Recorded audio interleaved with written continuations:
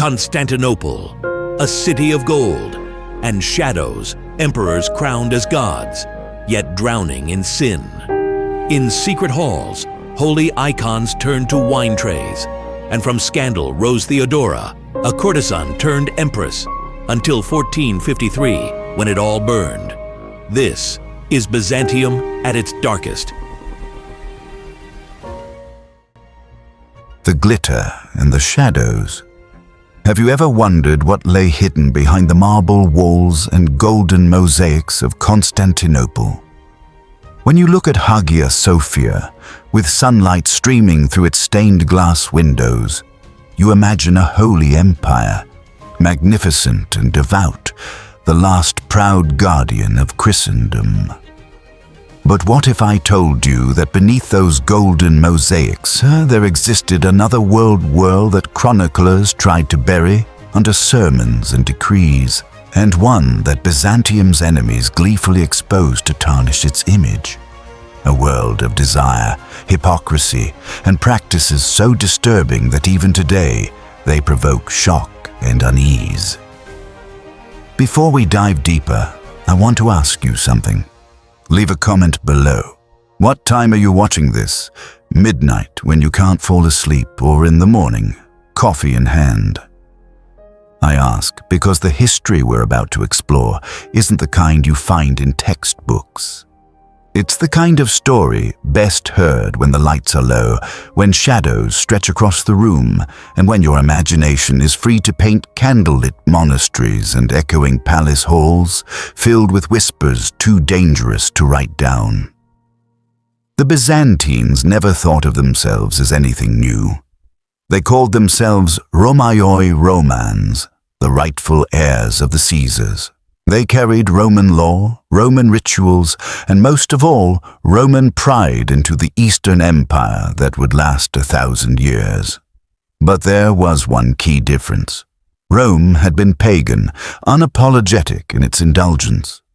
Orgies, festivals like Saturnalia, sexual excess out in the open. Byzantium cloaked those same impulses in the robes of Christianity. Outwardly, it was an empire of holy icons, hymns and sermons denouncing lust. But behind closed doors, in the flickering shadows of the palace and the monastery, the reality was very different. This empire gave the world emperors who claimed to be God's living representatives on earth, men who bowed before altars but reveled in debauchery behind palace gates.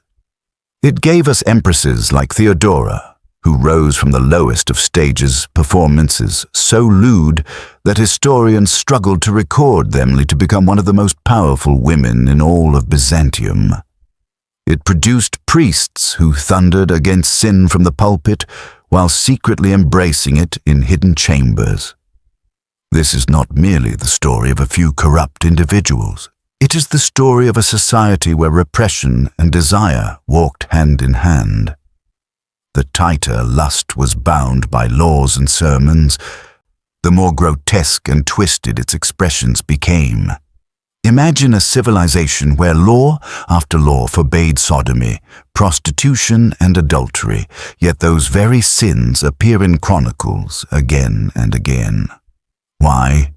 Because the society could never purge them. They were part of the empire's bloodstream. And so, Byzantium became a place where sex was never just about passion.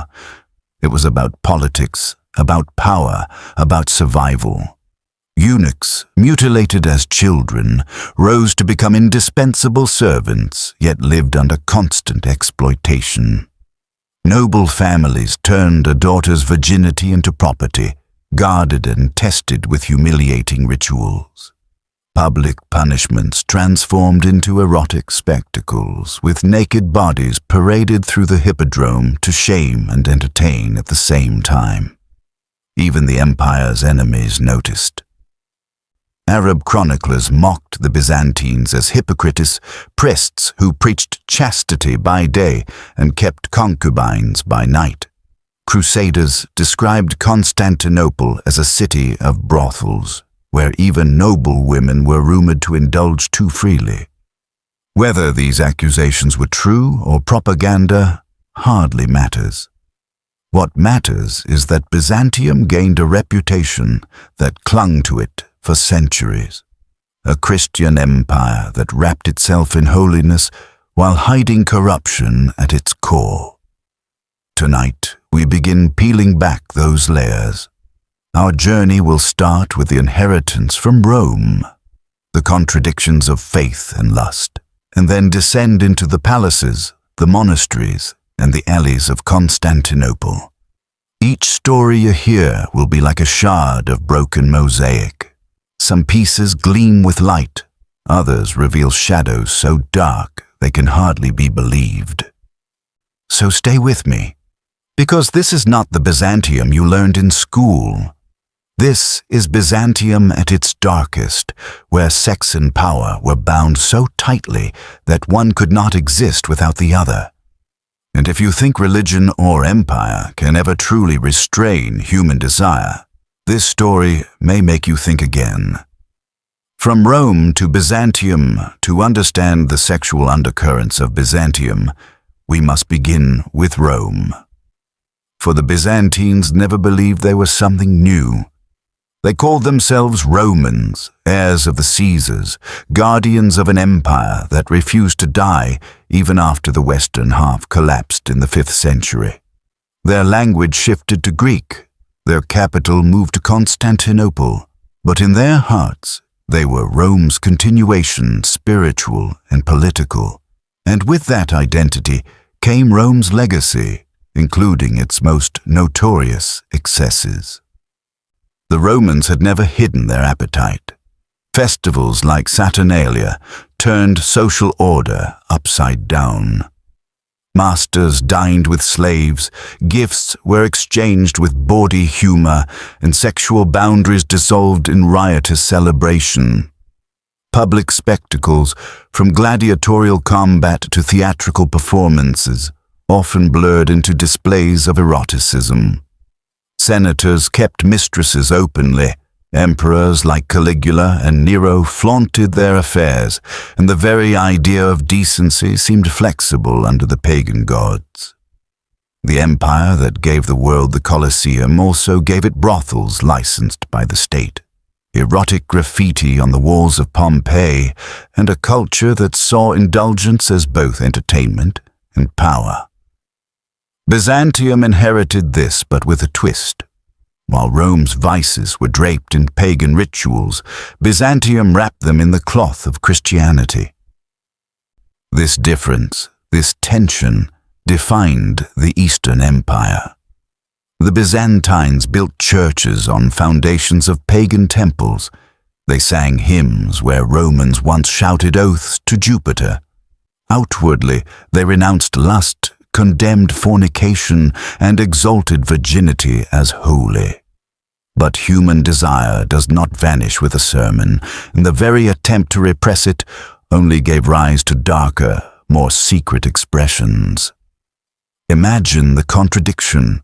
In one moment, a procession through Constantinople, icons raised high, choirs chanting prayers that thundered across the hippodrome.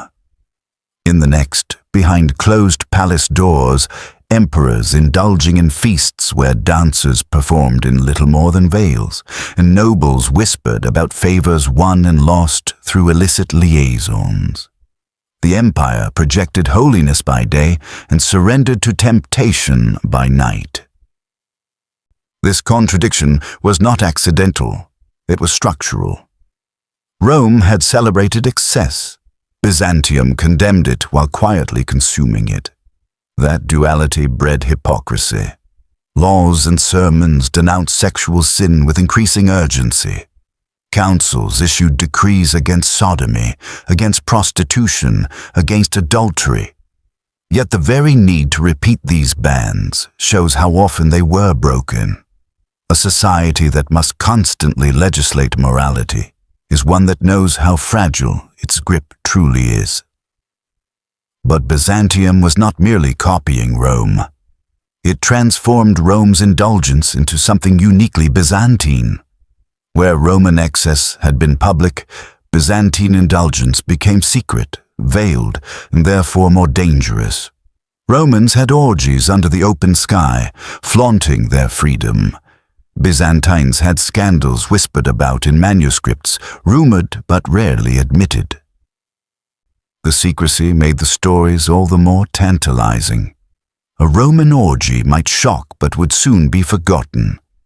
A Byzantine rumor, passed from monk to chronicler, stained reputations for centuries. And so, the Byzantine attitude toward sexuality became both repressed and obsessed. The empire denounced sins more loudly than Rome ever had, yet seemed unable to escape them. This paradox shaped not only private lives, but politics itself. A scandal could topple an emperor as effectively as an army. A whispered rumor could ruin a noble family. And in this world of veiled indulgence, sexuality became a weapon as sharp as any sword. Consider, too, the cultural inheritance. Roman erotic art survived, though it was hidden. Pagan rituals lived on, disguised as folk traditions in the countryside. The Byzantines were surrounded by reminders of a past they officially condemned but privately remembered. To call themselves Romans was to carry not just the glory of the sizes, but also the stain of their excess. It was a burden they bore uneasily, one that would define the empire's reputation for centuries. So when we speak of Byzantine sexuality, we are not speaking of something entirely new. We are speaking of Rome's shadow, reshaped by Christian guilt and political calculation. Byzantium was Rome with a mass cone side painted with gold leaf and holy icons, the other side darkened by desire, hidden but never absent. And to truly understand the scandals, the whispered sins, the grotesque practices that history preserved, we must never forget this inheritance. Because without Rome, Byzantium's contradictions would make no sense. And it is precisely in those contradictions between faith and lust, holiness and indulgence that we find the empire's most haunting stories. The emperor, as God on earth in Byzantium, no figure carried more weight, both sacred and political, than the emperor himself. He was not merely a king or a ruler. He was the living embodiment of God's authority on earth. When he entered the hippodrome, crowds hailed him as equal to the apostles. His coronation in Hagia Sophia resembled a holy rite, robes shimmering with gold thread, crown lowered onto his head as priests intoned prayers that blurred the line between coronation and consecration. The emperor was portrayed in mosaics with halos, seated beside Christ himself, as if heaven had anointed him directly. And yet, behind the gilded facade, the private lives of these emperors often revealed a world that was anything but divine. The contradiction could not be sharper. God's chosen vessel by day, a man of flesh and dangerous appetites by night. The stories that survive, half whispered rumor, half official chronicle, expose a reality that chipped away at the empire's carefully crafted image of holiness. Take Justinian the Sagul, for example, known to history as Rhinomatos, or the slit-nosed. After political enemies mutilated him, his reputation was as grotesque as his disfigurement. Chroniclers accused him not only of cruelty in governance, but also of perversions in his personal life. He is said to have forced nobles to surrender their wives and daughters to his court, all under the pretense of imperial favor. Imagine the humiliation of a family, compelled to hand over their honor to sate the lust of a ruler who cloaked his demands in the authority of God's representative. Whether every rumor was true hardly matters. The very fact that people believed them reveals how tightly power and sexuality were intertwined. Michael III, often remembered as Michael the Drunkard, offers another example. His reign was marked by endless feasts and spectacles. Chroniclers describe scenes of debauchery where prostitutes, singers, and even monks who had abandoned their vows gathered at his table. One story tells of Michael ordering holy icons, sacred images, venerated by the faithful, to be used as trays for wine at his banquets. Around him, naked dancers performed while the emperor laughed, his court transformed into a grotesque parody of worship. It was not just lust, it was blasphemy, a calculated violation of the holy, as if to prove that the emperor stood above even God's laws. But scandal did not belong to men alone. The imperial women of Byzantium, often confined to the palace's gynaikaion, were not immune from controversy. Their reputations became tools of propaganda. The most infamous case is that of Theodora, who would eventually become Empress. Before her rise to power, she was an actress, and courtesan professions in Byzantium considered indistinguishable from prostitution. Procopius, the bitter historian of the 6th century, wrote in his secret history that Theodora performed on stage in ways so shocking he could barely describe them. He claimed she participated in acts with multiple men simultaneously, and even trained animals for grotesque entertainments that pushed the boundaries of human imagination. Now, was Procopius exaggerating?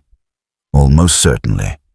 His venomous tone makes it clear he despised Theodora and sought to discredit her. Yet his stories stuck. Not because they were proven, but because they seemed believable in the Byzantine context. The very existence of such rumors demonstrates how closely sexuality and politics were bound together. To undermine an empress, one did not need to prove her guilt. It was enough to suggest scandal, and the audience would nod, thinking, yes, in Byzantium such things could happen. This dynamic reveals something fundamental about the empire. In Byzantium, power was eroticized. To dominate politically often meant to dominate sexually. A conquered enemy might be symbolically emasculated, not only in rhetoric, but in real practice, forced into humiliations that stripped both dignity and masculinity. The emperor's harem, his concubines, his affairs, all became extensions of his authority. Lust was not separate from rule. It was part of the spectacle of rule. The paradox becomes even clearer when we consider how emperors were portrayed in public art. In mosaics, emperors stood beside Christ, haloed, eternal. But in the whispered stories of courtiers, they were drunkards, predators, and blasphemers. This duality, holy image and unholy reality, became a hallmark of Byzantine political culture. To understand Byzantium is to understand that its rulers lived simultaneously as saints in stone and sinners in flesh. The problem was not merely personal scandal. It was structural. When emperors behaved with impunity, indulging their every desire, they sent a message. Power itself exempted them from morality. And so the court became a theater where morality was proclaimed in law, but mocked in practice. Nobles followed suit, priests looked away, and the empire slid deeper into hypocrisy. But the empire's genius was that it managed to contain these contradictions for centuries. Emperors could be blasphemous in private, yet still stand haloed in Hagia Sophia. They could desecrate icons at night and be venerated in mosaics by day. The tension did not destroy Byzantium immediately. It sustained it like a high-wire act performed for a millennium. The empire's brilliance was its ability to project holiness while surviving on vice. And it is here, in the figure of the emperor, that we see the core contradiction of Byzantine sexuality most clearly. The man who claimed to embody God on earth often lived like the devil in private. This duality was not hidden from contemporaries. It was known, whispered, feared, and weaponized. Because in Byzantium, scandal was never just scandal, it was politics. By the time Theodora seized her place beside Justinian the throne, or Michael III raised his cup at yet another feast, Byzantium had perfected the art of living in two worlds, one of light and one of darkness. And in those shadows, the emperors themselves set the tone for an empire where desire and power were forever entangled. Theodora. From stage to throne. If there is one figure who embodies the paradox of Byzantium, holiness draped over scandal, power born of desire, it is Theodora. Her rise from the gutter of Constantinople's theaters to the throne of Empress is one of the most extraordinary transformations in world history. To her admirers, she was a saintly protector of the poor, a defender of women and the iron will beside Emperor Justinian I. To her enemies, she was a courtesan who never shed her shame, a seductress who clawed her way to power through scandal and vice. Between those extremes lies a woman whose story reflects the empire itself, dazzling, dark, and impossible to ignore.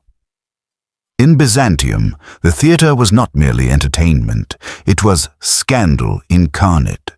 Actresses were not respected performers, they were indistinguishable from prostitutes. Their roles often included bawdy pantomimes, suggestive dances, and at times even sexual favors offered to wealthy patrons. A woman who stepped onto the stage stepped out of respectable society. For Theodora, the stage was her starting point, and history would never let her forget it. Procopius, the court historian turned venomous critic, painted Theodora in his secret history with words soaked in malice. He claimed she was not just a courtesan, but the most shameless of her kind. He described her alleged performances with lurid detail, acts with multiple partners at once, shocking displays in taverns, and even grotesque spectacles involving trained animals. According to him, she had an appetite for attention so insatiable that nothing was too depraved. He writes that she once declared she wished her body had more openings, so that she could satisfy more men at the same time. Now, modern historians rightly warn us. Procopius had an axe to grind. His secret history was never meant to flatter. He hated Justinian and Theodora, and his stories reek of slander. But here is the question, why did his words strike such a chord? Because in Byzantium, the leap from theater courtesan to empress seemed both scandalous and believable. The culture already assumed that power and sexuality were intertwined. Theodora's enemies didn't need to invent something unheard of. They only needed to exaggerate what everyone thought possible. And yet, the other side of the story is no less remarkable. After her life in the theater, Theodora underwent a transformation.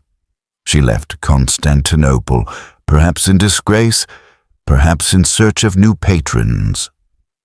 Accounts suggest she spent time in North Africa before returning to the empire, where she came under the influence of Monophysite Christians, a sect persecuted by the Orthodox majority.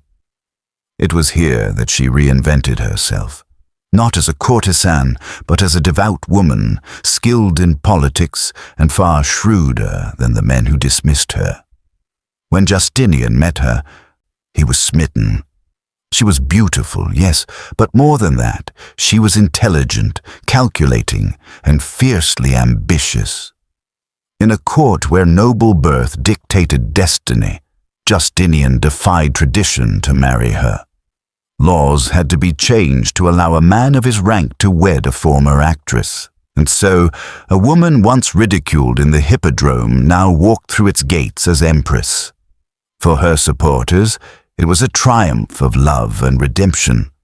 For her detractors, It was proof of corruption at the very heart of power. As Empress, Theodora shattered expectations. She did not fade into the background, content with jewels and titles. She ruled beside Justinian, her counsel sharp and decisive. During the Nika riots of 532, when mobs burned half the city and Justinian considered fleeing, it was Theodora who stood firm. Purple makes a fine burial shroud, she is said to have declared, shaming her husband into staying. That moment may well have saved the throne. Without her resolve, Byzantium's history might have ended in that chaos, yet her past never left her. Enemies constantly revived rumors of her courtesan days, whispering that every decision she made was rooted in the lust and ambition of her youth. Procopius accused her of cruelty, claiming she tortured and humiliated rivals in ways designed to echo the sexual humiliations of her own past. Whether those accusations are true or not, they reveal how Byzantium viewed female power, always through the lens of sexuality. A man could be remembered as a tyrant or a drunkard, but a woman would forever be judged by her body. And this is where Theodora's story transcends gossip. She used the very weapon thrown against her, her sexuality, as a shield and a sword.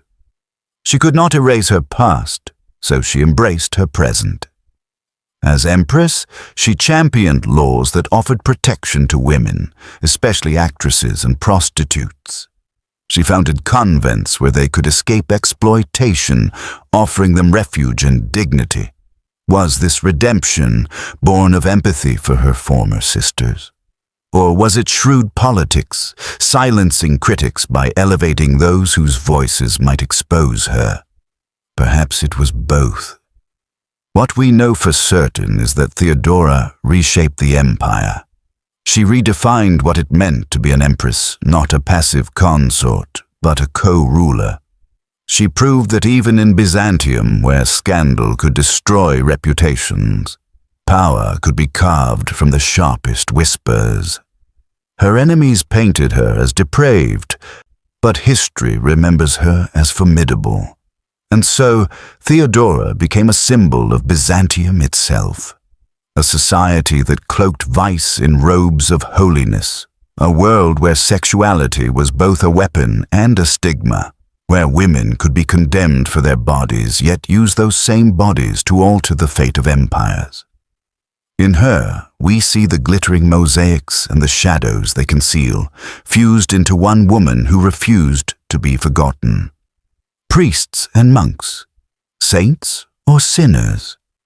If emperor set the tone of power through scandal and indulgence, the church in Byzantium held the opposite role, or at least it pretended to. On the surface, the church was the guardian of morality, the force that restrained lust, the shield that protected society from corruption. Monks and priests filled their sermons with warnings of temptation. Chastity was praised as the highest virtue, virginity the closest path to holiness, and sexual desire itself described as the greatest snare of the devil. The Byzantines inherited this tradition from the early church fathers, who believed that the flesh was weak and that salvation required mastery over the body. But behind monastery walls, the reality was often very different.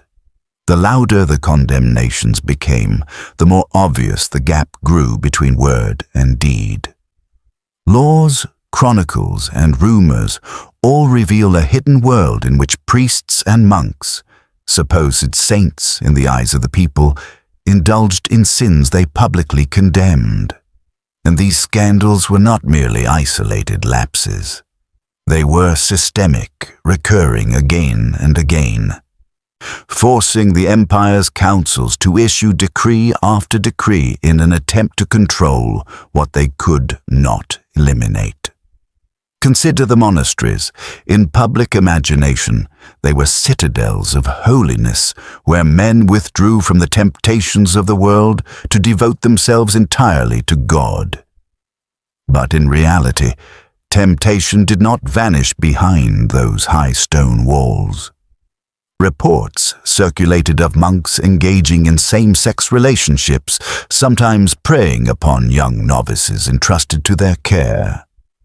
These accusations appear not once or twice, but repeatedly across centuries, so frequent that synods and councils had to pass laws forbidding monks from living together in pairs, from sleeping in the same quarters, and from visiting each other's cells at night. Imagine that rules written not to prevent rare accidents, but to curb behaviors already common enough to alarm the hierarchy. And it was not only men. Nuns, too, became entangled in whispers of scandal. Councils repeatedly banned monks and nuns from sharing meals, working in the same fields, or even visiting each other after sunset. Why? Because every time restrictions were relaxed, stories spread of spiritual friendships crossing into physical relationships. The very need for such constant prohibitions betrays how little control the Church truly had over its own guardians of purity. There were darker accusations still. Chroniclers accused certain bishops of keeping harems disguised as convents, gathering groups of women under the pretense of spiritual direction, while using them as private concubines. Parish priests, tasked with guiding their flock through confession, were sometimes accused of exploiting the very intimacy of that sacrament. Confession was supposed to cleanse the soul, a sacred moment of vulnerability, but in the wrong hands, it became a tool of domination. Priests could demand the most personal details of a parishioner's private life, drilling into thoughts, acts, and fantasies. The line between spiritual guidance and psychological control blurred, and once blurred, could easily be crossed. Some accounts suggest priests used this authority not only to shame, but to exploit, reminding sinners of their impurity while offering absolution in exchange for silence about what had occurred. If these reports shock us, they shocked Byzantines as well. Yet the empire's greatest hypocrisy was that it never truly faced these scandals head-on. Instead, it buried them beneath layers of decrees, sermons, and silence. For every law forbidding priests from keeping spiritual daughters, there was another priest accused of exactly that. For every condemnation of sodomy, there were whispered stories of monks indulging in it. The contradiction between public holiness and private sin became one of Byzantium's defining features. In art and mosaics, priests were depicted in solemn robes, eyes raised heavenward, symbols of divine authority. In chronicles and rumors, they were often men of flesh and weakness, corrupted by the very temptations they denounced. And the people knew it. Faithful parishioners might still attend liturgy, still kiss icons, still confess their sins, but they did so in a society where everyone understood that holiness was fragile, that even the men of God were not immune to lust. This hypocrisy became ammunition for Byzantium's enemies. Arab chroniclers mocked the empire for its priests who preached chastity but lived otherwise. Western crusaders, already suspicious of the Orthodox Church, wrote scornfully of Byzantine clergy, claiming they kept concubines as openly as nobles. Whether these accusations were exaggerated propaganda or accurate observations, they fed into a broader reputation. Byzantium as a land where morality was preached with fervor, but practiced with inconsistency. And yet, in a strange way, this contradiction gave the Church more power. By constantly framing sexuality as sin, priests and monks positioned themselves as indispensable gatekeepers of purity. Every lapse, every indulgence, every secret desire drove the faithful back into their arms, desperate for confession and absolution. The more the empire struggled with lust, the stronger the church's grip became. Sexuality was not merely a temptation to be resisted.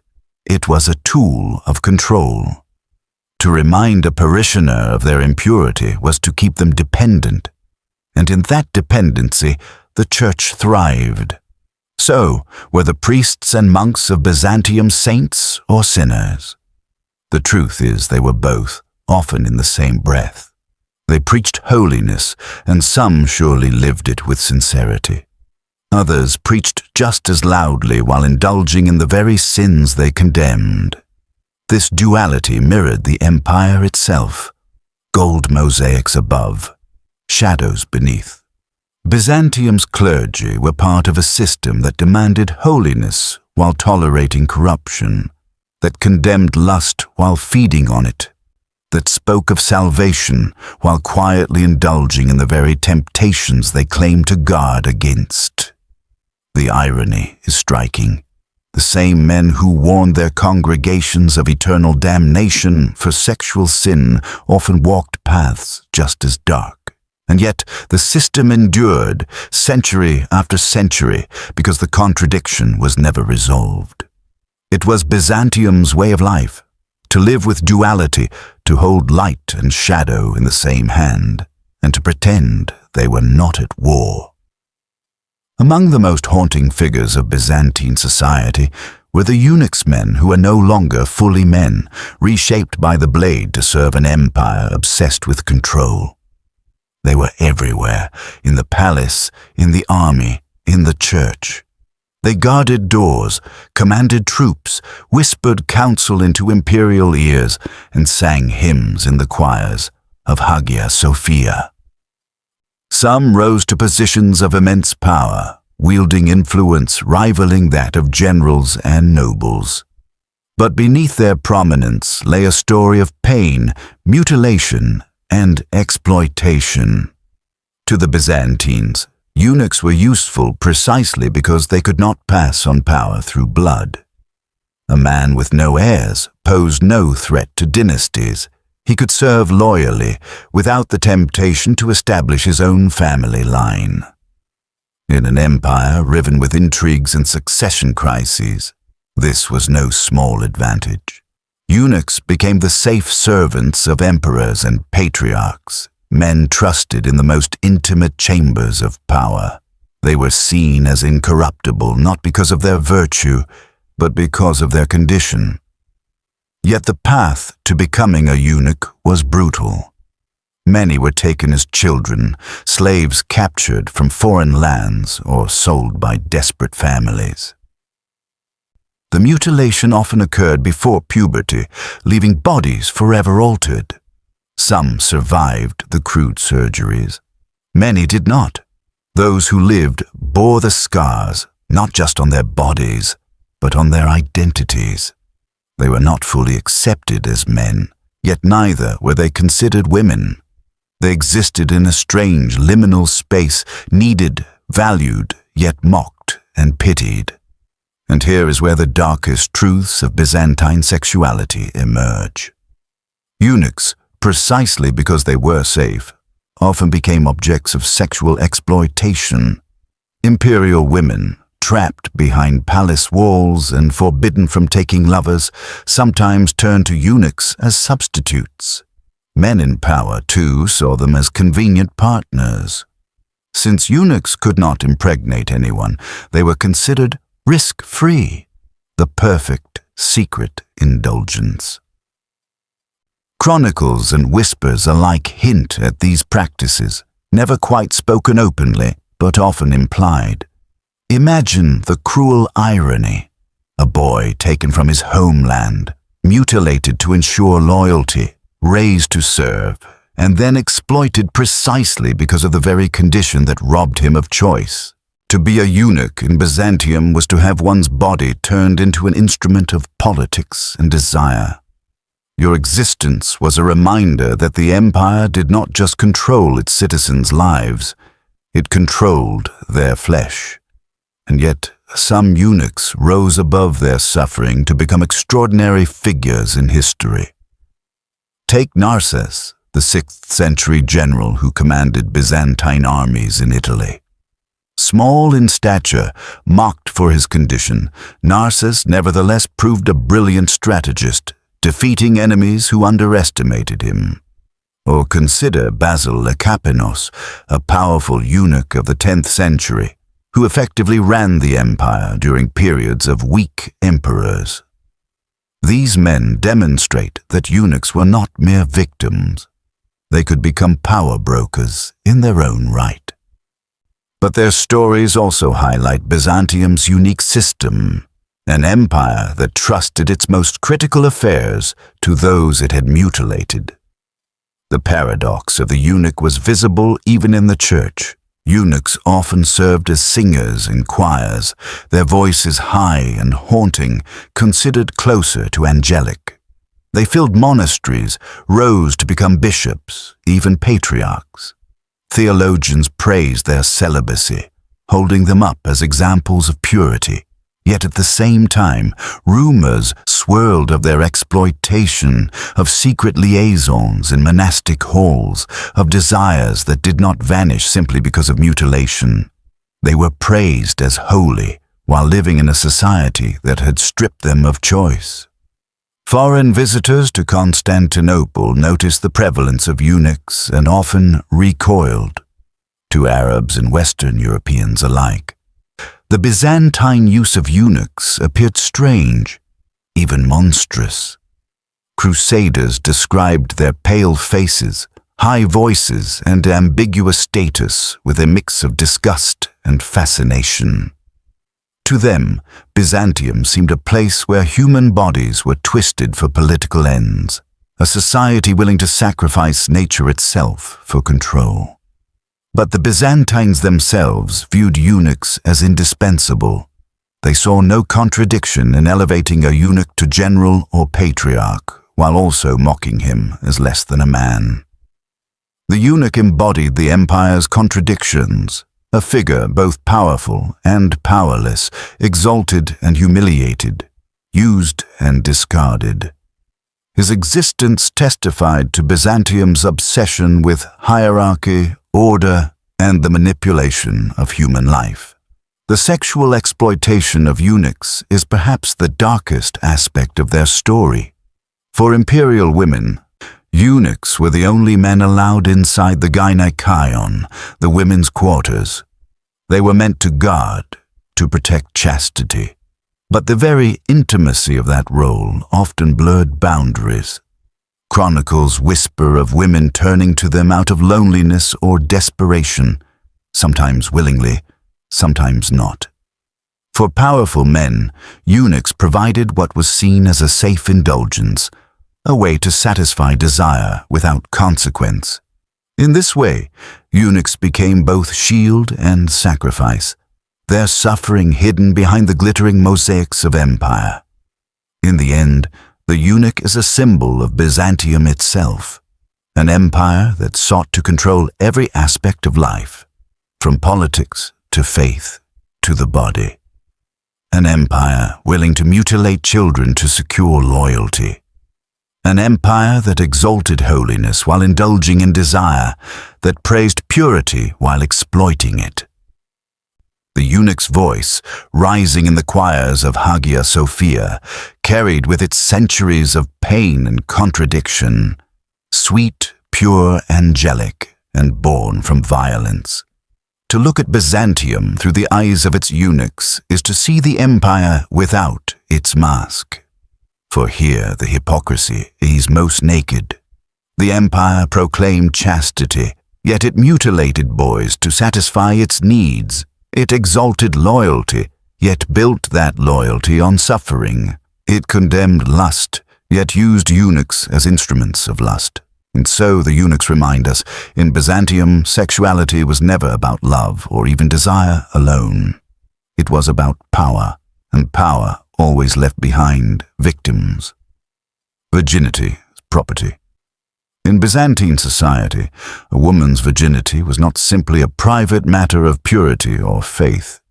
It was property, an asset guarded, tested, and displayed as if it were gold locked in a chest.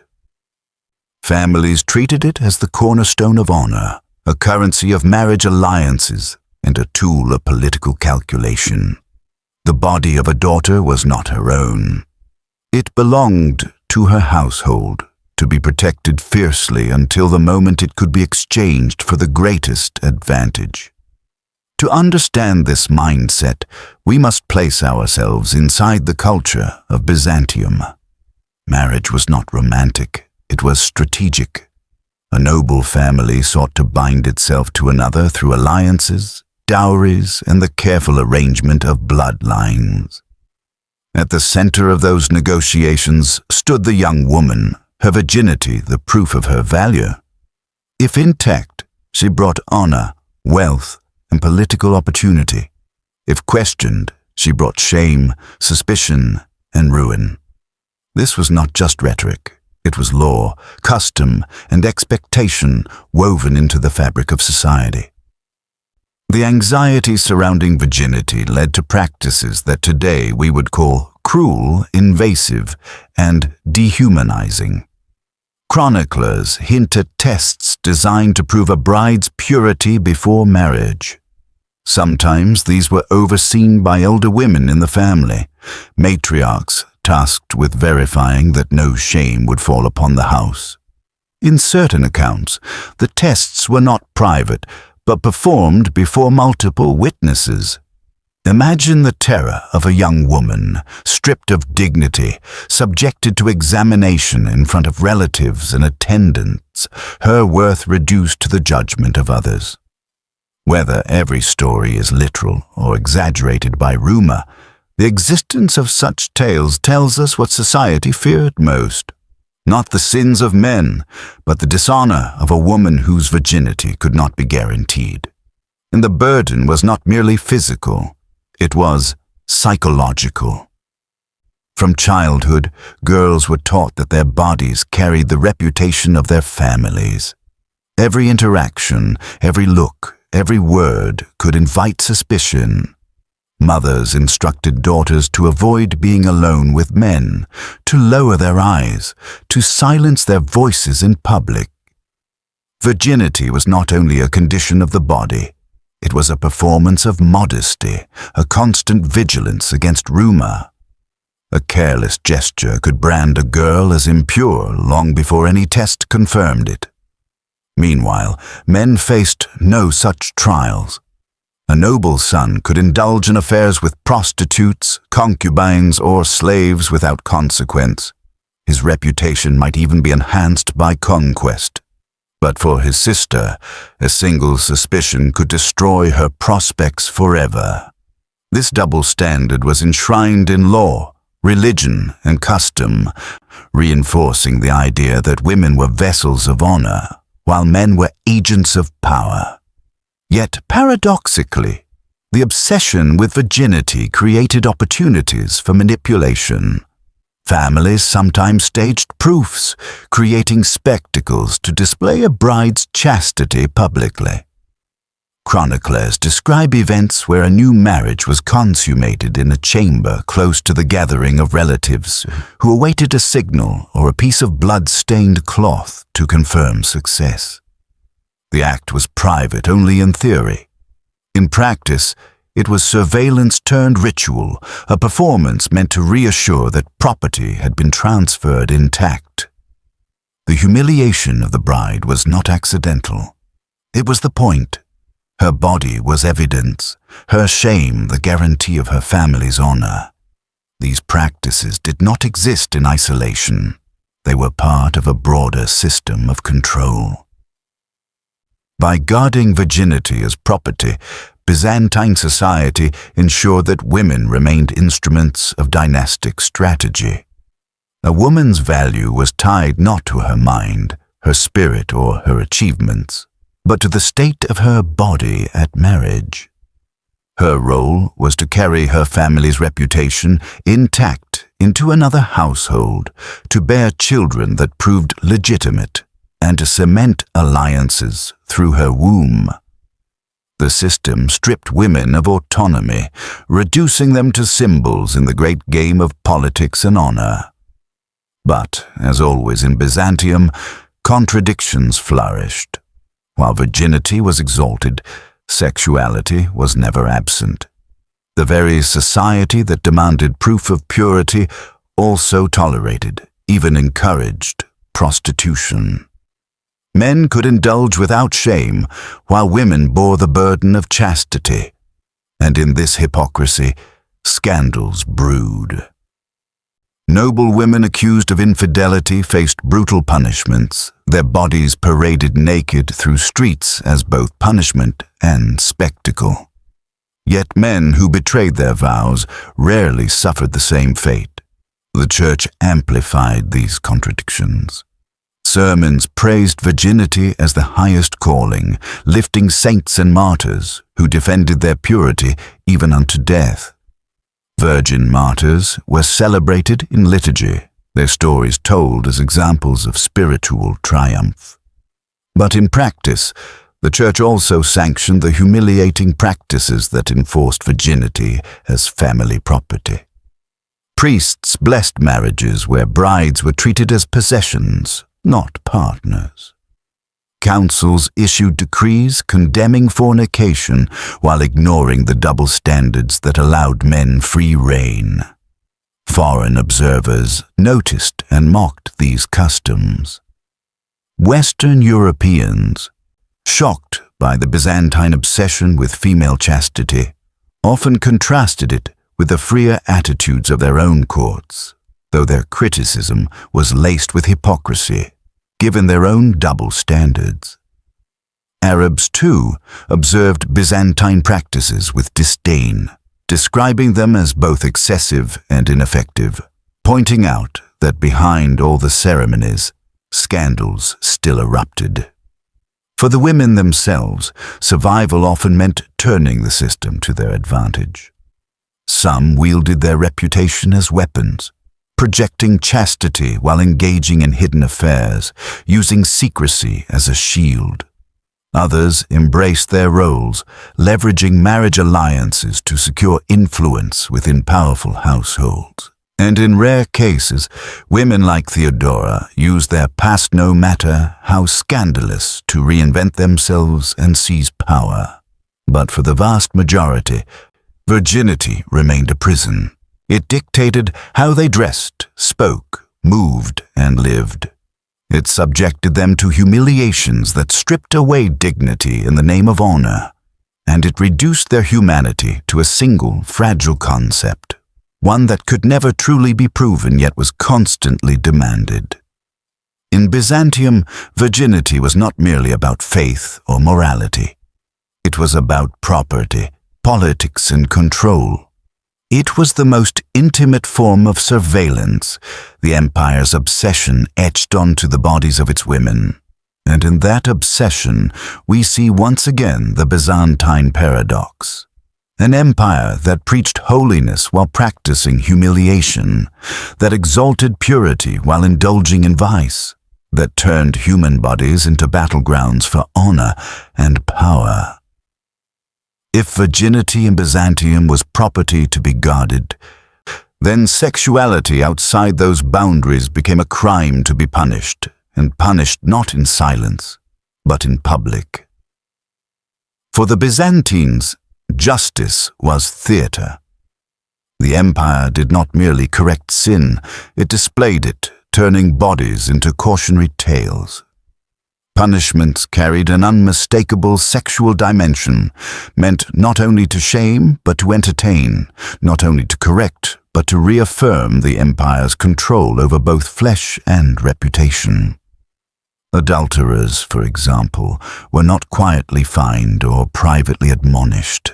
They were stripped naked and paraded through the streets, their humiliation performed before jeering crowds. Imagine the spectacle. A man and woman, once cloaked in secrecy, now exposed under the hot Mediterranean sun, mocked by neighbors and strangers alike. Their bodies became the empire's lesson, a reminder to all that desire carried a price. The punishment did not end with the parade.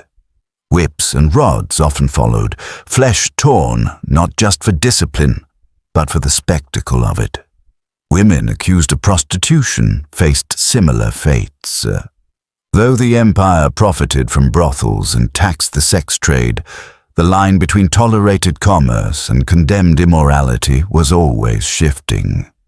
When authorities needed to assert control, prostitutes were flogged publicly, their cries blending with the laughter of spectators. In some cases, they were branded or forced to wear humiliating clothing that marked them permanently as impure. The contradiction was blatant. The state both relied on their bodies for revenue and destroyed their dignity for discipline. Perhaps the most infamous punishments were those reserved for political rivals, where sexuality became a weapon of degradation. Chroniclers tell of women stripped and forced to march through the hippodrome, the empire's grand arena of power and entertainment. There, before tens of thousands, their nakedness was not just punishment, but performance. The hippodrome, usually filled with the thunder of chariots, became a theater of humiliation. Rivals of the Empress were sometimes subjected to this treatment, their disgrace magnified by the enormity of the stage. The act was meant to strip them not only of clothing but of status, reducing noble women to objects of scorn before the eyes of the empire. This mingling of punishment and erotic spectacle reveals much about Byzantine culture. The empire condemned lust, yet could not resist turning punishment into voyeurism. Public humiliation satisfied both morality and curiosity. The crowd jeered in righteous indignation, even as they feasted their eyes on what was forbidden. In this sense, the punishments reinforced the very obsessions they claimed to quell. Nor were men exempt from sexualized punishment. Castration was a common penalty, inflicted not only on political enemies, but on criminals accused of sexual sins. To strip a man of his virility was the ultimate act of domination, reducing him physically and socially. It ensured he could not father heirs, stripping his lineage from the future, while also marking him with a permanent stigma. In Byzantium, to emasculate a man was to erase him twice, once in flesh, once in memory. Adultery, sodomy, prostitution, these were sins the church condemned and the state punished. But the punishments themselves often blurred into the sins they sought to eradicate. A naked parade was as much a spectacle as an orgy. A flogging of prostitutes could excite as much as it deterred. Castration was framed as justice, but also served the empire's appetite for control. The irony did not escape foreign observers. Arab chroniclers, already critical of Byzantine hypocrisy, saw these punishments as proof of the empire's corruption. Western visitors remarked on the brutality, comparing it unfavorably with their own customs. Yet to the Byzantines, these spectacles were not shameful, they were necessary. They reminded subjects of the empire's power, its right to command not only actions but bodies, its ability to turn private sin into public warning. And the crowds complied. They filled the streets and the hippodrome, eager to watch their neighbors disgraced. Perhaps it was righteous anger. Perhaps it was morbid fascination. Perhaps it was the relief of knowing that, for today at least, the victim was someone else. Whatever the motive, the people became participants in the empire's theater of control, reinforcing with their laughter and jeers the lessons the state wanted to teach. The sexual dimension of punishment extended even into symbolism. To strip someone naked was not merely to expose their body, but to expose their soul. Clothing in Byzantium was a marker of status: silks for the elite, coarse wool for the poor.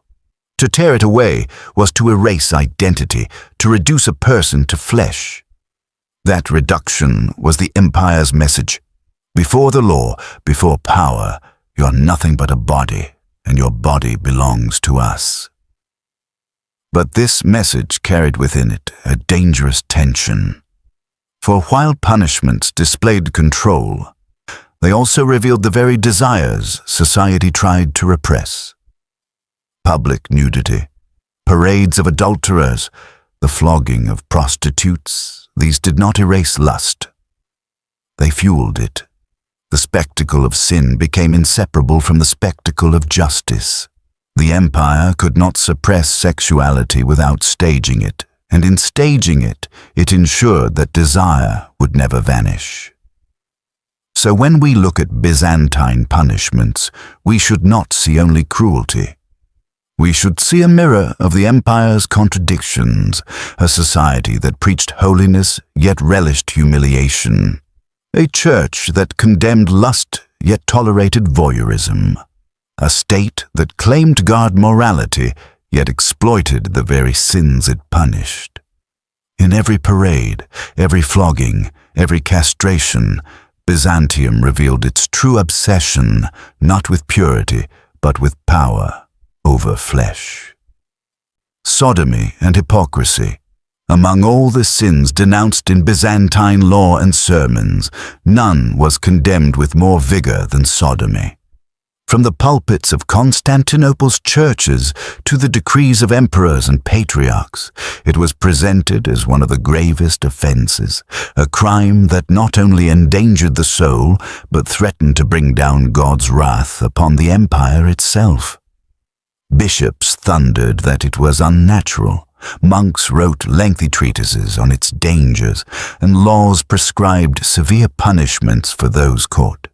To hear the official voice of Byzantium, one might think sodomy was rare, despised by all, and nearly absent from the empire.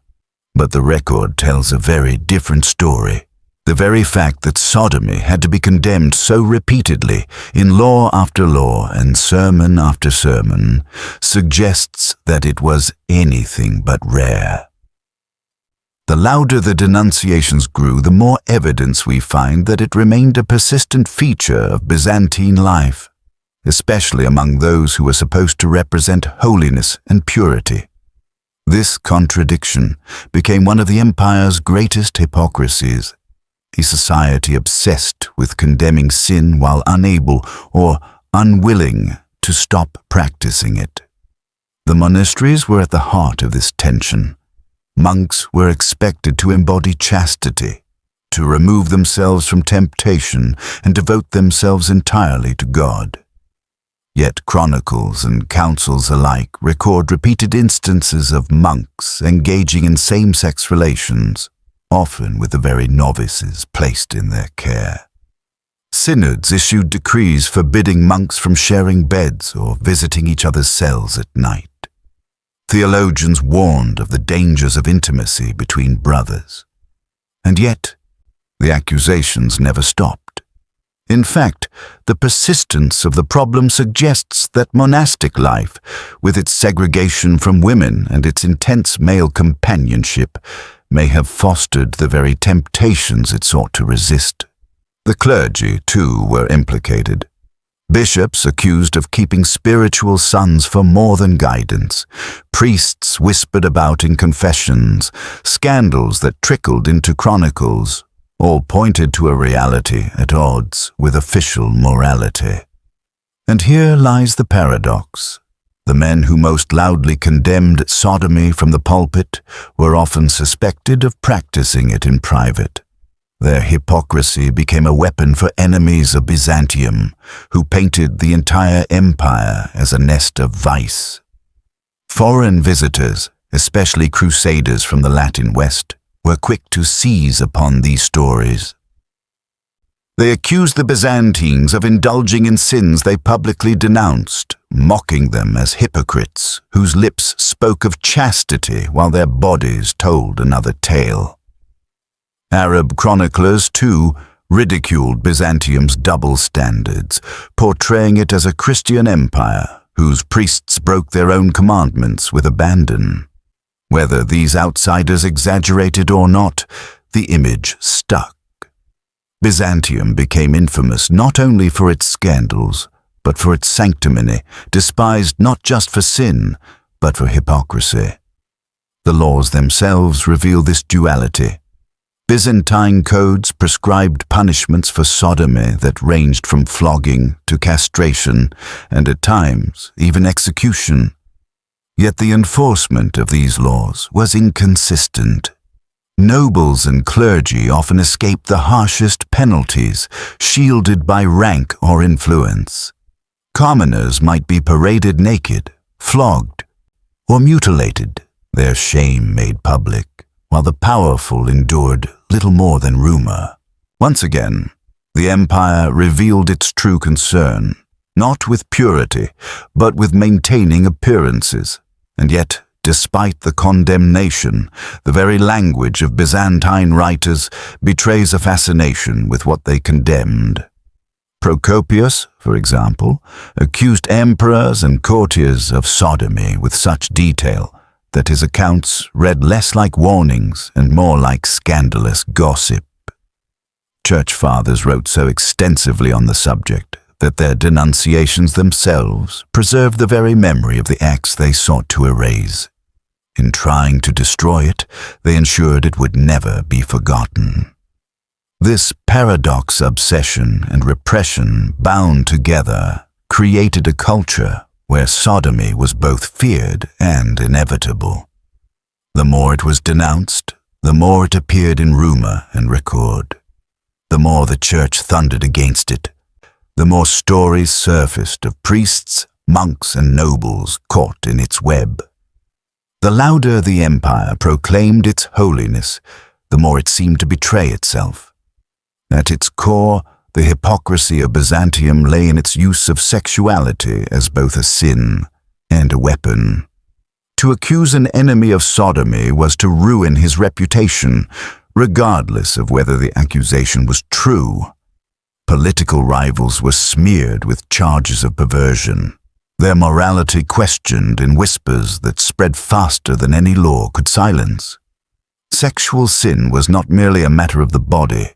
It was a matter of politics, propaganda, and power. And so, sodomy in Byzantium was never just about desire. It was about contradiction. It was the secret behind monastery walls, the rumor whispered in palace corridors, the insult hurled by enemies. It was the empire's most loudly condemned sin and its most persistently practiced. It was proof that Byzantium's struggle with sexuality was not about morality at all, but about image, control, and power. To study this hypocrisy is to see the empire unmasked. Byzantium was not destroyed by lust, but by the lies it told about lust. Its priests preached one thing and did another. Its emperors enacted laws they never intended to follow. Its people jeered at sinners while hiding their own sins in shadows. Hypocrisy became the empire's true inheritance, a legacy as enduring as its mosaics and cathedrals. In the end, the story of sodomy in Byzantium is the story of the empire itself, a realm that proclaimed itself the purest of Christian kingdoms while living in constant contradiction. To condemn is easy. To control is impossible. And Byzantium, like so many empires before and after, found that the harder it tried to suppress desire, the more that desire defined it. Prostitution and the state. If sodomy was the sin most loudly condemned, prostitution was the sin most quietly tolerated. It was everywhere in Byzantium, on the docks of Constantinople, in the taverns near Hagia Sophia, and in the shadowy alleys that twisted through the city. For all its sermons about purity, the empire could not erase the oldest trade in history. Instead, it tried to control it, profit from it, and occasionally punish it when the contradiction grew too visible. The Byzantine state inherited Rome's pragmatism. Just as the Romans had licensed brothels and taxed prostitutes, the Byzantines did the same. Records suggest that taxes on brothels were not only collected, but in some periods actively encouraged, particularly during times of financial crisis. When the treasury ran low, officials looked to the city's sex trade as a reliable source of income. The very act the church called sinful became a pillar of the empire's economy. And prostitution in Constantinople was no small matter. The capital, straddling the Bosporus, was the crossroads of the known world. Sailors from across the Mediterranean, merchants from the Black Sea, pilgrims and soldiers all passed through its harbors. Each brought with them coin, desire, and demand. The city teemed with brothels, from the lowliest dens where desperate women sold themselves for a few copper coins, to the more refined establishments that catered to nobles and foreigners alike. Some brothels operated openly, others behind the facade of taverns or bathhouses. All fed the same appetite, and all lined the state's coffers. But the human cost was staggering. Many of the women were not free. Some were slaves, captured in wars or bought from traders. Others were children, sold by desperate families who saw no other way to survive famine or debt. Chronicles speak of parents who, unable to feed their daughters, handed them over to brothel keepers in exchange for a meager payment. For these girls, prostitution was not a choice but a sentence, one that often ended in disease, abuse, or early death. The church's stance was, predictably, conflicted. Priests thundered against prostitution in sermons, condemning it as a gateway to hell. Councils issued decrees denouncing the trade. Yet at the same time, monasteries and convents sometimes tolerated it in silence, especially when it filled the treasury they relied on. Priests heard the confessions of prostitutes and their clients alike, offering absolution for sins that would be repeated the next day. The cycle of condemnation and forgiveness kept turning, and in its turning, the church's authority only deepened. At moments, emperors attempted reform. Laws were passed to restrict prostitution, to drive brothels away from churches, to ban the enslavement of free women. But enforcement was inconsistent, and more often than not, the laws served as moral window dressing. The empire could not afford to lose the revenue prostitution provided, and so the trade endured, openly condemned, yet silently protected. The paradox was not lost on Byzantium's enemies. Arab chroniclers mocked the Christian empire for its hypocrisy, pointing to the thriving brothels of Constantinople as evidence of corruption. Western visitors described the city as a place where even noble women seemed too free with their affections, though whether that was truth or slander is impossible to know. What matters is the reputation that grew. Byzantium as a city of sin, draped in icons by day, drenched in lust by night. The reality, of course, was more complex. For many women, prostitution was not only survival, but the only path available. Some managed to carve out small independence, running taverns or bathhouses, buying their freedom, even securing modest wealth. A few rose to influence, becoming courtesans to powerful men, their beauty a ticket to political favor. But these were exceptions. For the majority, prostitution was a trap from which there was no escape, a life chosen for them rather than by them. And the empire itself was complicit. By taxing brothels, it placed a seal of legitimacy on the very trade it denounced. By punishing prostitutes publicly, it turned their suffering into spectacle. By forgiving their clients in confession, it sustained the cycle. In Byzantium, prostitution was both sin and system, both vice and institution. It revealed once more the empire's greatest contradiction, that it needed the very sins it condemned. Perhaps the most damning evidence of this contradiction lies in moments of crisis. During economic downturns or wars, emperors looked not to reform, but to revenue. taxes on brothels were increased, the trade encouraged as a means of filling empty treasuries. What greater hypocrisy than this? A Christian empire, claiming to be the guardian of morality, funding its survival with the very vice it denounced. For the women trapped in this world, survival meant navigating its dangers with cunning. Some clung to convents established by empresses like Theodora, who, perhaps out of empathy for her own past, created safe havens for prostitutes seeking escape. Others tried to use their beauty as leverage, securing patrons or alliances that might free them from the brothel's grip.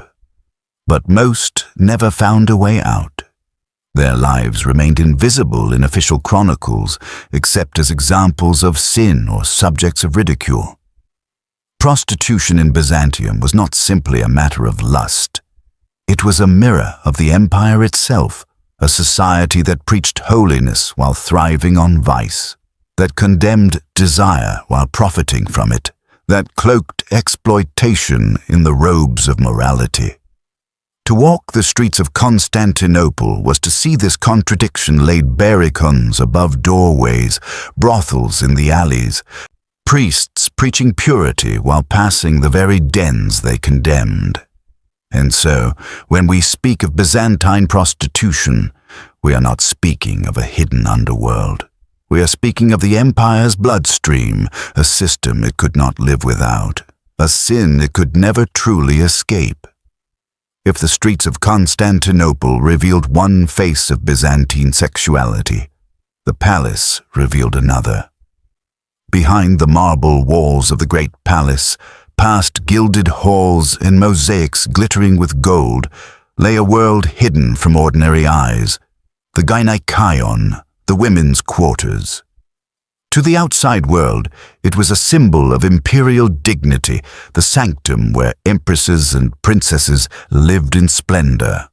But inside, it was often a prison.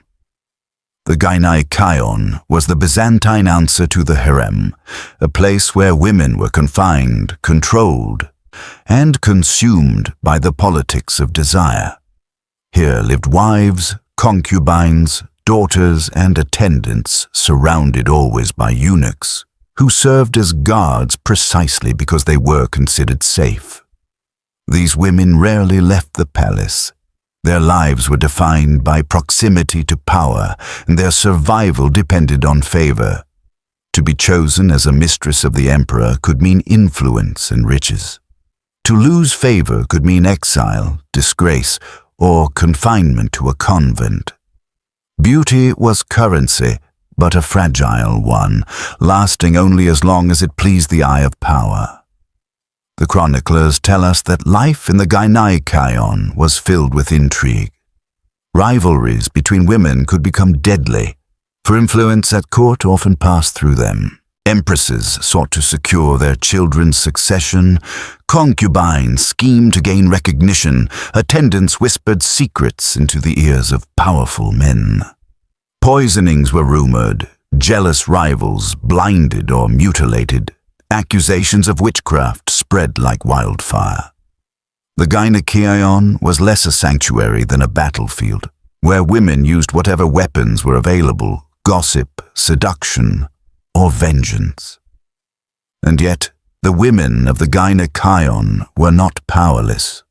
They learned to wield their sexuality as both shield and sword. Empresses like Theodora transformed the stigma of their past into authority. Others, though less famous, shaped decisions behind the scenes, influencing emperors, guiding alliances, and even determining policies. In a world where men held public authority, women carved out private power, invisible to chronicles but potent nonetheless. Still, the cost of this power was confinement. Imagine the daily reality: corridors guarded by eunuchs, freedom of movement restricted, lives reduced to a gilded cage. For some, the palace was a nightmare of monotony, a place where ambition curdled into resentment. For others, it was a stage where every glance, Every word, every gesture was calculated. To smile at the right time, to charm the right official, to whisper the right secret could mean survival. A single misstep could mean ruin.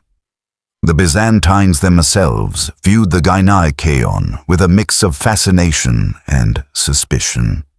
For men outside the palace, it was a place of rumor, a hidden world filled with temptation. Chroniclers speculated endlessly about what went on inside, projecting fantasies and fears.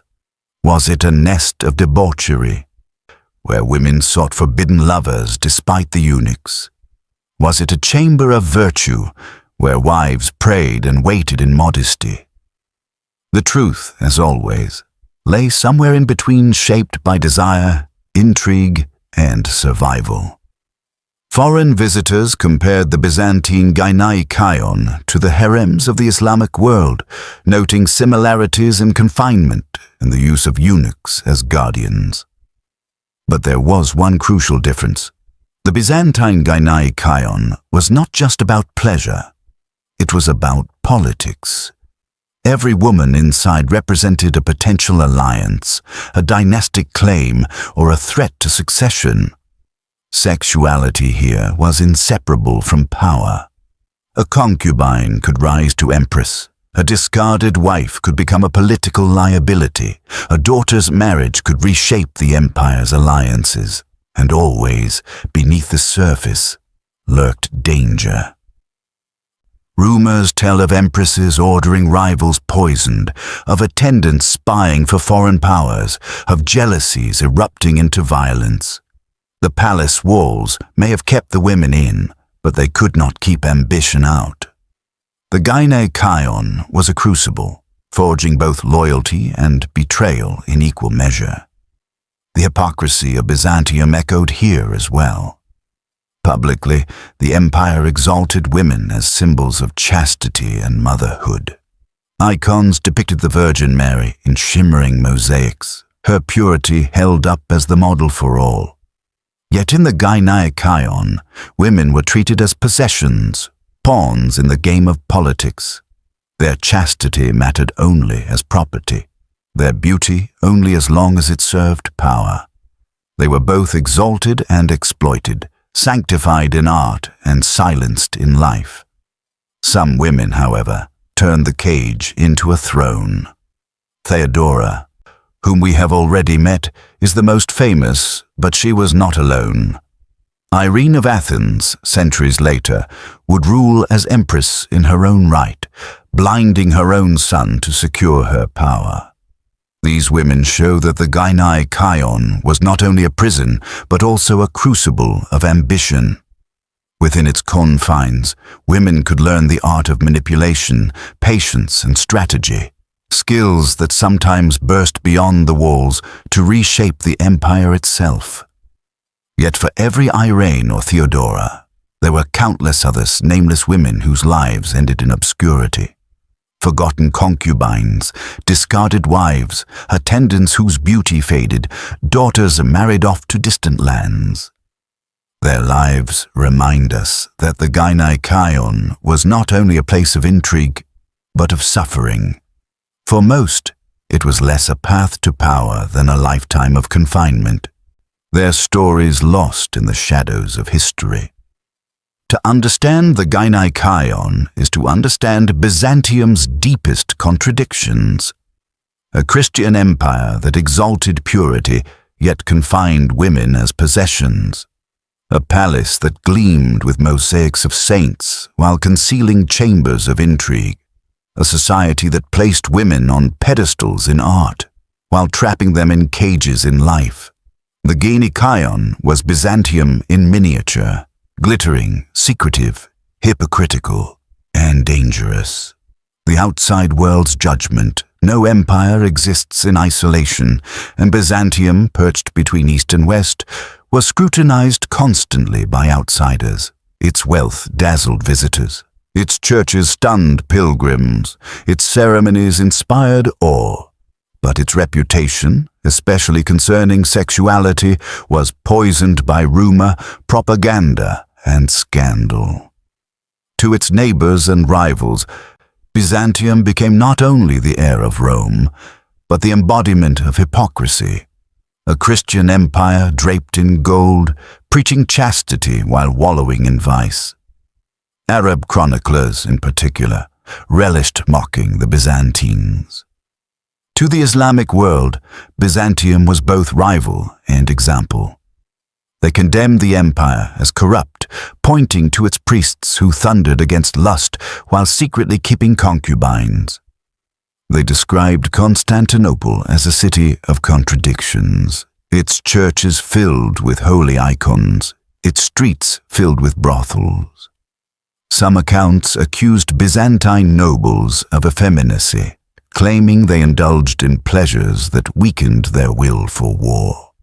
Whether true or exaggerated, these stories spread widely, shaping the Muslim world's image of Byzantium as a decadent power, ripe for conquest. The Crusaders of Western Europe had their own judgments. When they arrived in Constantinople, they were stunned by its wealth. The domes of Hagia Sophia, the palaces with gilded mosaics, the endless markets overflowing with spices, silk, and jewels. But awe quickly turned to disdain. To men hardened by pilgrimage and war, the Byzantines seemed soft. Chroniclers from the Latin West accused them of arrogance, duplicity, and above all, hypocrisy. They mocked Byzantine clergy as greedy and lustful, their vows of chastity a thin disguise for corruption. They told lurid tales of noble women rumored to be too free with their affections, of priests whispering sins by day and practicing them by night. The Fourth Crusade in 1204, which culminated in the sack of Constantinople, was fueled not only by politics and greed, but also by this deep contempt.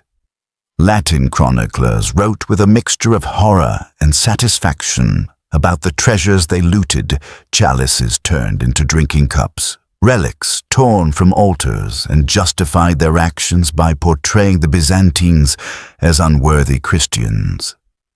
To them, Constantinople had become Babylon reborn, a city of sin masquerading as a holy capital. The sack was brutal, and yet in their eyes it was righteous punishment for a society that preached virtue but lived in vice. Even travelers with no direct enmity carried home tales that darkened Byzantium's image. Merchants and diplomats reported back to their homelands not just about trade and politics, but about the empire's scandals. They described eunuchs as strange half-men, noble feasts that blurred into debauchery, and public punishments that doubled as spectacles of humiliation. These accounts, mixed with rumor and embellishment, spread across Europe and the Middle East, reinforcing the idea that Byzantium was corrupt to its core. But were these judgments fair? To some extent, they reflected reality. Byzantium was riddled with contradictions, and its scandals were real. Yet they were also magnified by the lenses of enemies and rivals. Arabs had political reasons to mock the empire. Western Europeans, envious of its wealth, delighted in portraying Byzantines as decadent. Every whisper of scandal became a weapon, every rumor of vice another nail in the coffin of its reputation. At the same time, Byzantines themselves fed these perceptions. Chroniclers like Procopius, writing with venom about Theodora and Justinian, created images of depravity that outsiders eagerly seized upon. Internal critics, intent on discrediting rulers or rivals, filled manuscripts with accusations of sexual corruption. What began as domestic propaganda spilled into the wider world, shaping how others saw the empire. In this way, Byzantium destroyed its own reputation, handing enemies the stories they needed. The irony is that the Byzantine people often saw themselves as the opposite of how outsiders described them. To them, they were the last defenders of true Christianity, the chosen heirs of Rome, the shining light in a world of barbarism. They pointed to their churches, their theology, their saints, their defenses against endless waves of invaders as proof of their righteousness. But perception is reality, and the more the world heard tales of Byzantine vice, the more its image eroded. The consequences of this reputation were profound. By the time of its final centuries, Byzantium was not only militarily weakened, but morally suspect in the eyes of others. Western Europe no longer saw it as a beacon of Christianity, but as a corrupt obstacle. The Islamic world saw it as a decadent empire past its prime. And even within its own walls, citizens whispered about hypocrisy, as if the empire's moral failings were as visible as its golden domes. This outside judgment did more than tarnish reputation. It undermined alliances. When Byzantium sought help from the West against the advancing Turks, its pleas fell on ears already convinced of its corruption. Why save an empire that preached Christ while living like Rome? Why bleed for a society that could not restrain its own vices? Reputation became as lethal as swords, isolating Byzantium when it needed friends most. So the image of Byzantium that survives today is shaped not only by its mosaics and monuments, but by the stories told about it. Stories of priests with concubines, of emperors in scandal, of noble women in whispered affairs. Whether all true or not, they stuck, passed down by enemies, repeated by historians, amplified by time. Byzantium, the empire of saints and sinners, became remembered less for its theology or diplomacy, and more for its contradictions. To see Byzantium through the eyes of outsiders is to see a mirror of the empire's own duality.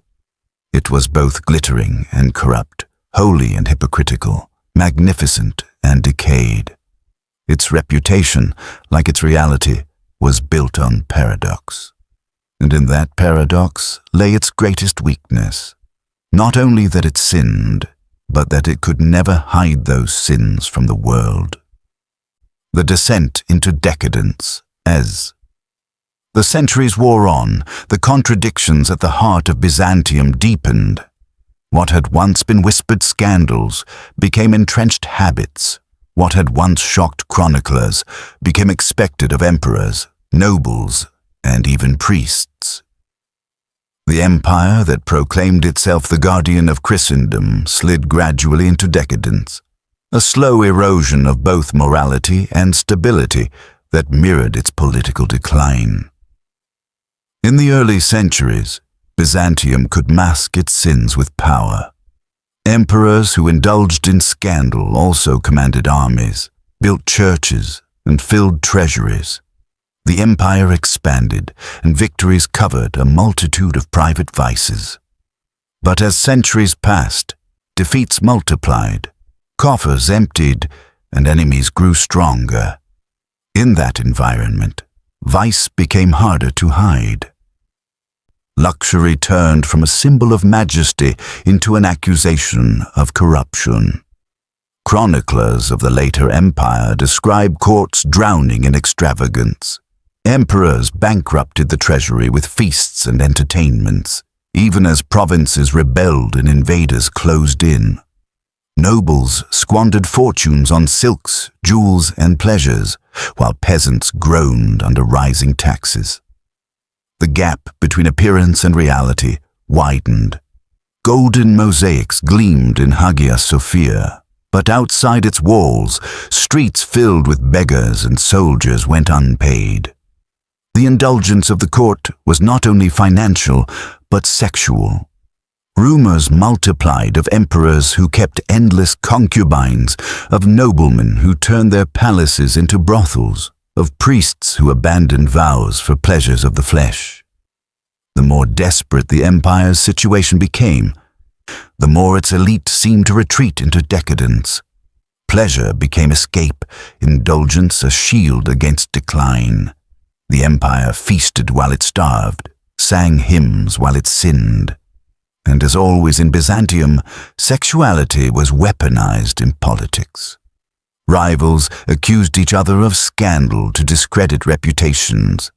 A noble woman might be whispered to have taken lovers, an emperor accused of blasphemous feasts, a priest denounced for sodomy. Sometimes these accusations were true, often they were exaggerated. But truth mattered less than perception, and perception was enough to destroy careers, topple ministers, and weaken emperors. The church, far from restraining decadence, became entangled in it. Bishops grew rich from taxes on sin. Monasteries amassed wealth while scandals flourished within their walls. And patriarchs traded influence like currency. Preaching against lust never ceased, but neither did indulgence. The contradiction was no longer hidden. It was normalized. The empire's spiritual guardians condemned the very practices from which they profited, and the faithful saw the hypocrisy with growing clarity. Foreign observers took note. By the 13th and 14th centuries, Byzantium's reputation in the West had sunk so low that Latin chroniclers scarcely bothered to hide their contempt. To them, the empire was no longer the noble heir of Rome, but a decayed relic, a society of hypocrites rotting beneath gilded domes. Arab writers, too, described Byzantium as corrupt, a once mighty empire softened and weakened by indulgence. The judgments were harsh, but Byzantium itself provided the evidence. Within the empire, ordinary people bore the weight of this decadence. Taxes grew heavier, demanded not for defense or stability, but to fund the luxuries of the elite. Public punishment, snaked parades, humiliations, castrations became spectacles that distracted the masses while reinforcing control. Prostitution thrived openly, filling the state's treasury even as priests thundered against it. Hypocrisy was no longer an accident of power. It was the system itself. The decline was not sudden but gradual, a slow rot spreading through the empire's foundations. Each century brought new scandals, new contradictions, new evidence that Byzantium's brilliance was only skin deep. By the 14th century, the empire that once stood as a beacon of Christian power had become a shadow of itself, surviving more on reputation than reality. Its armies were weak, its borders crumbling, its treasury empty. Yet within the palace, feasts continued, mosaics gleamed, and sermons thundered as though nothing had changed. The descent into decadence was not only moral, but symbolic. Byzantium's obsession with controlling bodies through eunuchs, virginity tests, humiliating punishments, reflected its obsession with controlling its people. But as the empire weakened, that control slipped. Scandals multiplied because the system could no longer suppress them. The mask cracked, revealing the rot beneath, and so the Byzantines themselves began to see their empire as corrupted. Chroniclers of the late empire spoke with bitterness, describing a society drowning in sin and hypocrisy. They did not spare the emperors, the nobles, or the priests. Their words were laced with despair, as though they knew the end was near and that their empire, once magnificent, would be remembered not only for its saints and scholars, but for its scandals and sins. By this time, the empire's enemies needed no propaganda. Byzantium itself had written its epitaph in decadence. The world looked on and saw an empire glittering on the outside, hollow within. And when the final blow came, it would not surprise anyone. The descent into decadence was the empire's slow surrender to its own contradictions. Byzantium had built itself on duality, holiness and hypocrisy, faith and desire, purity and corruption.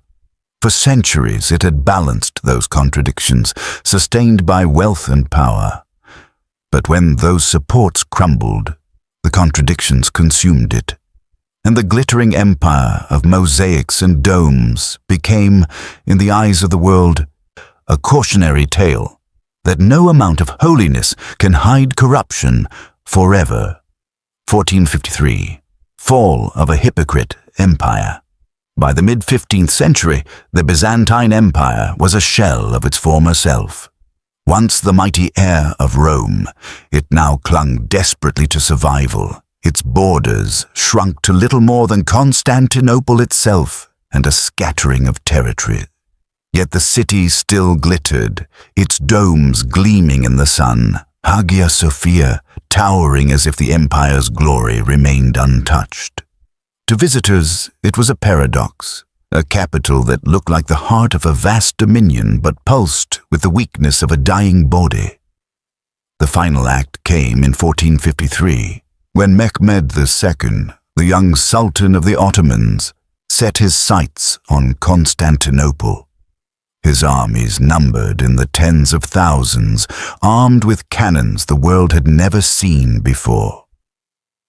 Against him stood a city weakened by centuries of civil war, corruption, and decline. But beyond the walls of stone, Byzantium's moral walls had long since crumbled. For centuries, the empire had proclaimed itself the bastion of Christendom, the last light against the darkness of Islam.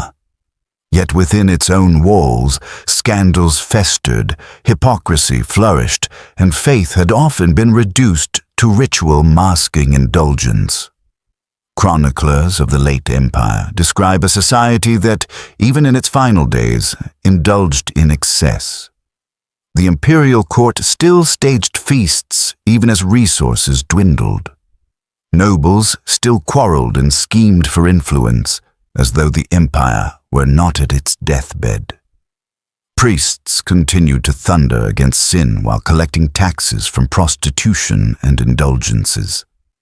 The people of Constantinople prayed for salvation, but their prayers were undercut by centuries of corruption that had already hollowed out the empire's soul. Foreign observers, particularly from the Latin West, looked on with little sympathy. The schism between Orthodox and Catholic had hardened into centuries of mistrust. Byzantium's pleas for aid fell on ears deafened by its reputation. Why rescue a society that had mocked the West, that had been accused of decadence and hypocrisy? For some in Europe, the fall of Constantinople was not a tragedy but divine justice, the collapse of a false Christian empire punished for its sins. Inside the city, the contradictions of Byzantium were on display until the very end. Soldiers manned the walls while rumors circulated of nobles plotting their own advantage. Priests carried icons in solemn procession, begging God's protection, while outside those same walls, Ottoman cannons thundered with terrifying force. Citizens whispered stories of angels who would descend to save them, clinging to myths that masked their desperation. Reality, however, showed no such miracles. The siege lasted for weeks. Walls that had stood for centuries crumbled under cannon fire. Desperate defenders fought bravely, but they were outnumbered and outmatched. On May 29th, 1453, the Ottomans stormed the city. What followed was slaughter, looting, and the transformation of Constantinople into Istanbul, the jewel of a new empire. Hagia Sophia, once the crown of Christendom, was turned into a mosque. The Byzantine Empire, which had called itself Eternal Rome, was no more. Yet the story of Byzantium's fall is not just about military defeat. It is about the collapse of credibility. For centuries, the empire had cloaked itself in holiness, but the world saw through the disguise. Arabs saw hypocrisy, crusaders saw corruption, even its own people whispered about scandals. By the time Mehmed's armies breached the walls, Byzantium's moral reputation had already collapsed. The empire's glittering facade could not conceal the rot within. And so its fall became more than a political conquest. It became a moral parable. Chroniclers wrote of Constantinople's sins as much as its defeats, portraying the fall as divine punishment for centuries of hypocrisy. Whether one believes in divine justice or not, the symbolism is striking. A city filled with golden mosaics fell not just to cannons, but to the weight of its own contradictions. The image of Byzantium at its end is haunting. A city of unmatched beauty. Domes shining in the morning sun, icons carried in desperate procession, people praying in churches that had once stood as symbols of triumph. And then, the crash of cannons, the roar of armies, the screams of citizens as centuries of history ended in a single day. Beneath the mosaics of saints lay the memory of exploitation, repression, and horrifying practices the empire could never escape. 1453 was not just the fall of a city, it was the fall of an illusion. Byzantium had long claimed to be the bastion of purity, the heir of Rome, the defender of faith. But its own history told a darker story, of emperors who turned icons into trays for wine, of priests who kept concubines, of eunuchs mutilated for service, of women paraded naked in public punishment. When the walls fell, it was not only the end of an empire, but the unmasking of its greatest lie. The lesson is not only for Byzantium. It is for every society that cloaks itself in holiness while hiding indulgence. Hypocrisy can endure for centuries, but eventually it consumes the very foundations of power. Byzantium's fall reminds us that glitter cannot protect rot, that gold mosaics cannot conceal corruption forever. And when the reckoning comes, it comes swiftly, brutally, and completely. When the smoke cleared over Constantinople in 1453, the Byzantine Empire was gone.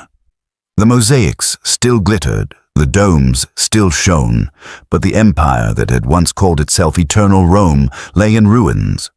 Yet the legacy of Byzantium did not vanish with its walls. It lived on in its theology, in its art, in its influence on East and West. But it also lived on in its shadows.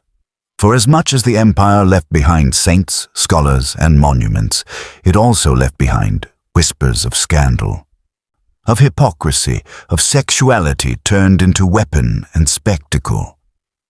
This is the paradox of Byzantium's memory. To some, it remains the shining bridge between the ancient and modern worlds, the guardian of Christianity, the preserver of Roman law, the transmitter of Greek learning. To others, it is the empire of hypocrisy, where emperors preached holiness while reveling in lust, where priests thundered against sin while indulging it, where women were exalted in icons and exploited in life. History remembers Byzantium in mosaics of both gold and shadow, its image fractured but unforgettable. Why does this matter?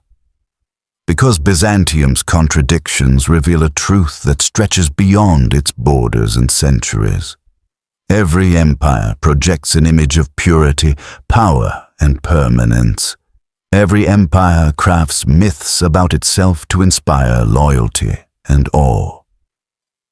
But beneath those myths lies reality, messy, human, full of desires and hypocrisies. Byzantium's downfall shows us that no mask can last forever. The empire cloaked itself in holiness, but its sins bled through. It demanded chastity while profiting from prostitution, condemned lust while indulging it, exalted purity while humiliating women, mutilated boys to make them safe while exploiting them in secret. The contradiction was not an accident. It was the system. And yet the darkness is not the whole story. The very scandals that shock us today also reveal resilience and power. Women like Theodora transformed shame into sovereignty. Eunuchs like Narcissus turned mutilation into military genius. Ordinary people survived under a system that sought to control even their bodies, finding ways to endure, resist, or adapt. Byzantium's darkness was real, but so was its humanity. To look at Byzantium honestly is to resist the temptation to see only one side. It was not only a land of saints, nor only a land of sinners. It was both often in the same breath, sometimes in the same person. An emperor might be haloed in mosaic and damned in rumor. A priest might preach purity and indulge in lust. A woman might be paraded in humiliation yet rise to rule as empress.